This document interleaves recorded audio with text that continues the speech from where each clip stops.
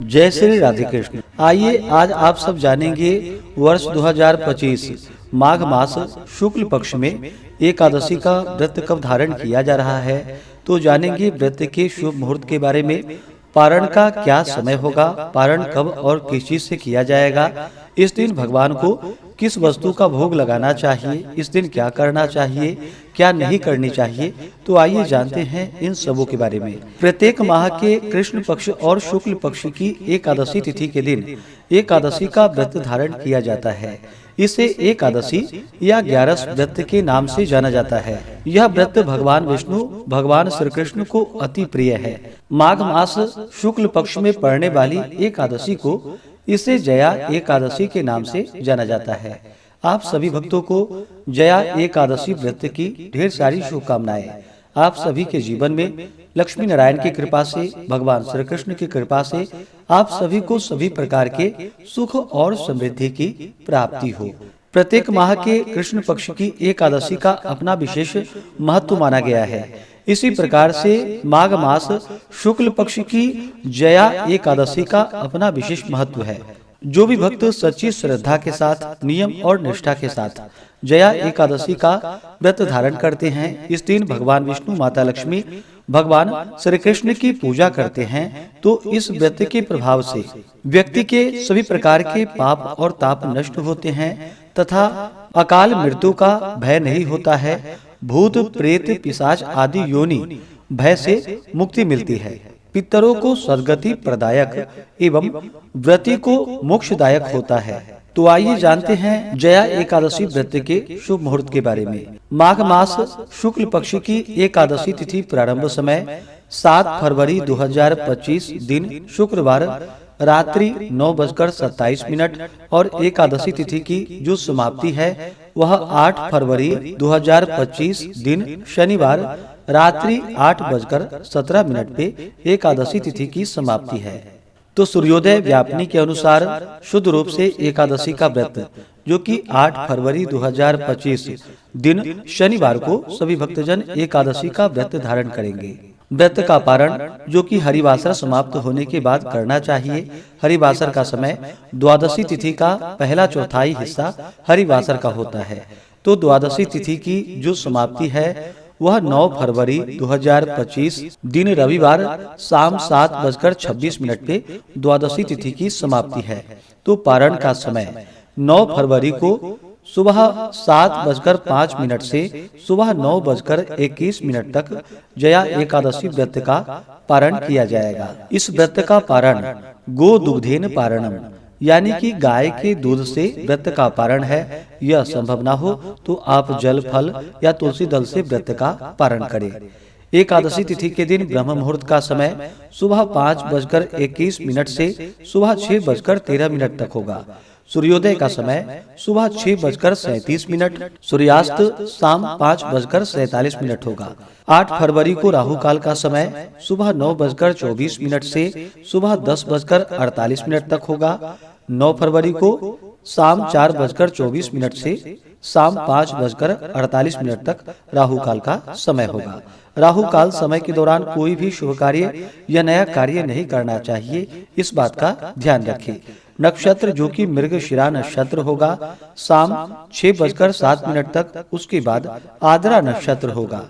योग वैधृति योग होगा दोपहर 2:04 तक, उसके बाद विषकुंभ योग होगा। 8 फरवरी को रवि योग भी बन रहा है जो कि सुबह 7:05 से शाम 6:07 तक होगा, जो कि बड़ा अच्छा सहयोग बन रहा है। जो भी व्रती हैं उन्हें व्रत के लिए दशमी के दिन से ही व्रत में नियम का पालन करना चाहिए। दशमी तिथि के दिन सूर्यास्त होने से पहले ही शुद्ध और सात्विक आहार ग्रहण करनी चाहिए। रात्रि ब्रह्मचर्य का पालन करते हुए एकादशी व्रत का स्मरण करते हुए सोनी चाहिए और एकादशी की सुबह उठ करके स्नान करके शुद्ध वस्त्र धारण करके भगवान सूर्य नारायण को अर्घ्य प्रदान करनी चाहिए और फिर व्रत का संकल्प लेना चाहिए। भगवान विष्णु, भगवान श्री कृष्ण से प्रार्थना करनी चाहिए कि हे भगवान, आज मैं जया एकादशी का व्रत धारण करने जा रहा हूँ या करने जा रही हूँ। इस प्रकार से भगवान से प्रार्थना करें कि यह व्रत मेरा निर्विघ्न पूरा हो, हमें पुण्य फलों की प्राप्ति हो। आपके मन में जो भी इच्छा हो, जो भी कामना हो, वह भगवान से कहें। और एकादशी के दिन रात्रि उपवास रह करके व्रत को धारण करें। उपवास न रह पाए तो एक समय फलाहार ग्रहण करके व्रत को धारण करें। और इस दिन भगवान का पूरे विधि विधान के साथ सुबह और शाम के वक्त पूजन करना चाहिए। इस दिन भगवान का जो कि गंध पुष्प धूप दीप आदि से पूजन करे। विशेष करके गुड़ तथा तिल मिश्रित वस्तु का भगवान को भोग लगाए। अभी के मौसम में जो भी ऋतु फल प्राप्त हो उसका भोग लगाए। उसके बाद जल से आचमनी करवा करके द्रव्य दक्षिणा चढ़ाएं। मुख शुद्धि के लिए पान पत्र, सुपारी, लौंग, इलायची के साथ में अर्पित करें। इस प्रकार भगवान का पूजन करके एकादशी व्रत का कथा श्रवण करें। विष्णु सहस्त्र नाम, पुरुषोक्त आदि मंत्र स्तोत्र का पाठ या श्रवण करें। और फिर एकादशी की रात्रि जहाँ तक हो सके जागरण करते हुए समय को व्यतीत करनी चाहिए। और द्वादशी की सुबह उठ करके स्नान करके शुद्ध वस्त्र धारण करके भगवान का पूजन आरती कर ले। इसके बाद ब्राह्मणों को भोजन करवाएं, ब्राह्मणों को दान और दक्षिणा दे। और फिर समय के अनुसार व्रत का पारण करना चाहिए। इस एकादशी के व्रत में विशेष करके गुड़ तथा तिल मिश्रित वस्तु का दान करे। गर्म वस्तुओं का दान करे। जो भी आपकी श्रद्धा और आपके सामर्थ्य के अनुसार जो भी वस्तुएं हों उनका दान पुण्य अवश्य ही करनी चाहिए। क्योंकि माघ का महीना भगवान विष्णु भगवान श्री कृष्ण को अति प्रिय होता है। इस दौरान गंगा स्नान करना, दान पुण्यों का कार्य करना जो कि अनंत फलदायी माना गया है।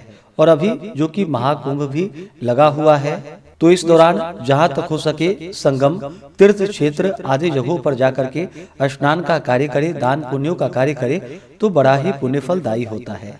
तो इस प्रकार दान पुण्यों का कार्य करके ब्राह्मणों को भोजन करवा करके फिर समय के अनुसार व्रत का पारण करना चाहिए। व्रती को व्रत के दौरान किसी के ऊपर क्रोध नहीं करनी चाहिए। अपने मन में किसी के प्रति ईर्षा या द्वेष का भाव नहीं लाना चाहिए। ब्रह्मचर्य का पालन करना चाहिए। व्रत के दौरान जहाँ तक हो सके ओम नमो भगवते वासुदेवाय, श्री कृष्ण गोविंद हरे मुरारे आदि मंत्रों का जप करना चाहिए। इससे भगवान विष्णु अपने भक्तों पर अति प्रसन्न होते हैं। जब भगवान प्रसन्न होते हैं तो अपने भक्तों के सभी प्रकार के पाप और ताप को नष्ट कर देते हैं तथा सुख और समृद्धि का आशीर्वाद प्रदान करते हैं। और अंत में भगवान विष्णु की कृपा से, भगवान कृष्ण की कृपा से विष्णु लोक की प्राप्ति होती है। तो आशा करता हूँ कि यह जानकारी आपको अच्छा लगा हो। इसी प्रकार से ज्ञान वर्धक जानकारियाँ प्राप्त करते रहने के लिए, व्रत पूजा के बारे में जानने के लिए, कथा को सुनने के लिए चैनल पे अगर आप पहली बार आए हैं तो चैनल को लाल बटन दबा करके सब्सक्राइब करें। साथ में बेल आइकन घंटी को दबाएं ताकि आने वाली वीडियो का नोटिफिकेशन आपको समय से मिलता रहे। वीडियो को लाइक करें, शेयर करें। सुखी रहें और स्वस्थ रहें।